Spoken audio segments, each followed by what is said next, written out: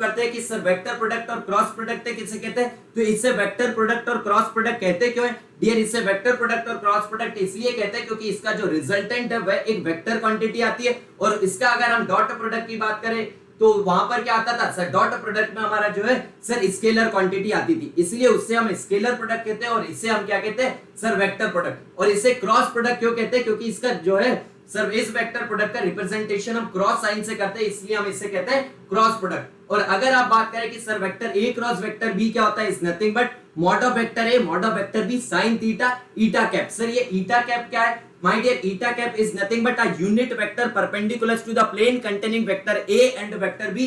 तो आपका ईटा कैप यहां से आ जाता है। ईटा कैप आपने कहा कि सर जी ये हमने निकाल लिया, बट इसे हम निकालते किससे?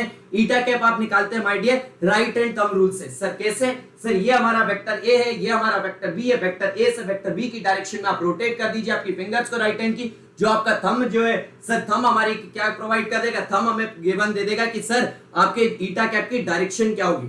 तो इससे अगर हम बात करें कि सर क्रॉस प्रोडक्ट की वैल्यू 0 कब होती है? वेक्टर ए क्रॉस वेक्टर बी, इसकी वैल्यू 0 कब होती है? माय डियर इसकी वैल्यू 0 जो है किस कंडीशन में हो सकती है कि सर अगर वेक्टर ए और वेक्टर बी नल वेक्टर हो, या फिर sin थीटा इक्वल्स टू क्या हो सर 0। और sin थीटा इक्वल्स टू 0 कब हो सकता है? जब थीटा इक्वल्स टू 0, और theta equals to 0 means vector क्या हो सर? पैरेलल वेक्टर और कोलिनियर वेक्टर। तो ध्यान रखिएगा कि जब भी पैरेलल वेक्टर और कोलिनियर वेक्टर की बात आएगी तो हम किसके बारे में सोचेंगे सर जी? क्रॉस प्रोडक्ट के बारे में। और जब भी परपेंडिकुलर वेक्टर की बात आएगी तो हम किसके बारे में सोचेंगे सर जी? डॉट प्रोडक्ट के बारे में सोचेंगे।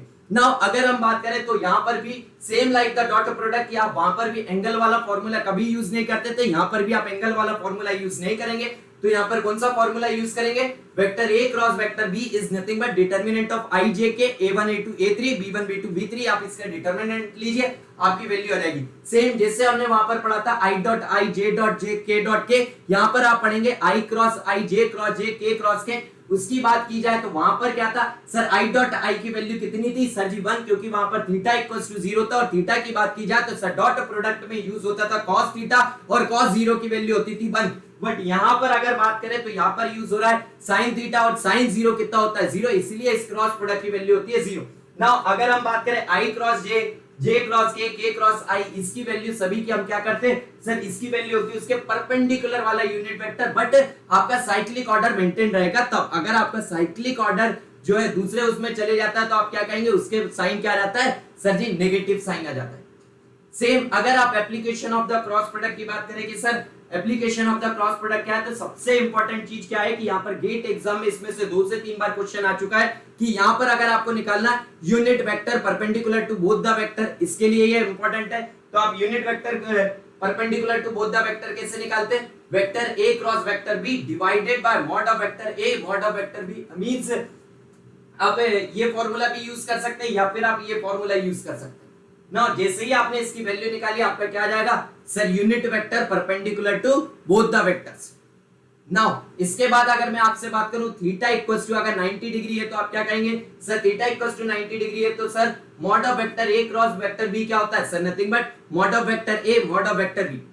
सेम फिर एप्लीकेशन, नेक्स्ट एप्लीकेशन इसका क्या थी sir? Area of the triangle, area of the parallelogram के लिए यूज करते हैं। एरिया ऑफ द ट्राइंगल की बात किया है तो आपका क्या है सर? अगर वेक्टर ए वेक्टर बी हमारे एडजेसेंट साइड ऑफ द, ध्यान से सुनिए, अगर adjacent side of the triangle है तो उसका फॉर्मूला होता है 1/2 modulus of cross product of vector A cross vector b. But अगर वह एडजेसेंट साइड नहीं है और वे क्या है सर? वह अगर पोजीशन वेक्टर है तो उसके केस में हम क्या निकालेंगे सर? उसकी एडजेसेंट साइड निकालेंगे, फिर उसका क्रॉस प्रोडक्ट करेंगे और उसका हाफ ले लेंगे तो हमारा एरिया ऑफ द ट्राइंगल आ जाएगा। और इसमें सबसे इंपॉर्टेंट चीज क्या आती है कि सर जी हमारे ये जो वेक्टर्स है कोलिनियर वेक्टर कब होंगे सर? अगर आपके ये पोजीशन वेक्टर क्या है सर? कोलिनियर है, इसका मतलब एरिया ऑफ द ट्राइंगल क्या होगा? 0। और area of the triangle 0 means vector A cross vector b plus vector b cross vector c plus vector c cross vector a, इसकी वैल्यू क्या होगी sir? Nothing but 0। Same area of the triangle के बाद बात आती है area of the parallelogram की। Area of the parallelogram की बात करें तो ये क्या होता है sir? Nothing but mod of vector A cross vector b. Means 2 times, जो अभी हमने फॉर्मूला पढ़ा था ट्राइंगल के केस में, यहां पर भी वे क्या हो जाता है सर? उसके जस्ट 2 गुना हो जाता है। बट कब? जब ये उसके एडजेसेंट साइड हो। अगर ये एडजेसेंट साइड ना होकर क्या है सर, ये अगर उसकी डायगोनल है, अगर ये उसकी डायगोनल है तो फॉर्मूला रहेगा 1/2 वेक्टर ए क्रॉस वेक्टर बी, क्योंकि क्वाड्रिलेटरल की अगर बात करें तो उसके केस में फॉर्मूला क्या होता है sir, 1/2 cross product of main diagonal. आपकी जो डायगोनल से उनका क्रॉस प्रोडक्ट करिए, उसका मैग्नीट्यूड लीजिए। मैग्नीट्यूड इसलिए ले रहे हैं क्योंकि एरिया आपका क्या है sir, nothing but a scalar quantity. Now अब बात आती है कि सर डॉट प्रोडक्ट हमारा कम्यूटेटिव भी था, हमारा सर डॉट प्रोडक्ट जो था डिस्ट्रीब्यूटिव भी था, तो सर हमारा क्रॉस प्रोडक्ट क्या है माय डियर, क्रॉस प्रोडक्ट आपका डिस्ट्रीब्यूटिव तो है बट कम्यूटेटिव नहीं है, क्योंकि वेक्टर ए क्रॉस वेक्टर बी की वैल्यू जो है minus time of vector b cross vector a होती है, क्योंकि ये किसकी वजह से होता है sir, right hand thumb rule की। क्योंकि अगर हम ए से बी की तरफ फिंगर को रोटेट करेंगे तो आपका थंब इस डायरेक्शन में आएगा, बट अगर आप बी से ए की तरफ रोटेट करेंगे तो सर जस्ट ऑपोजिट डायरेक्शन में हो जाएगा। इसलिए आप कहते हैं कि sir cross product of the two vector is not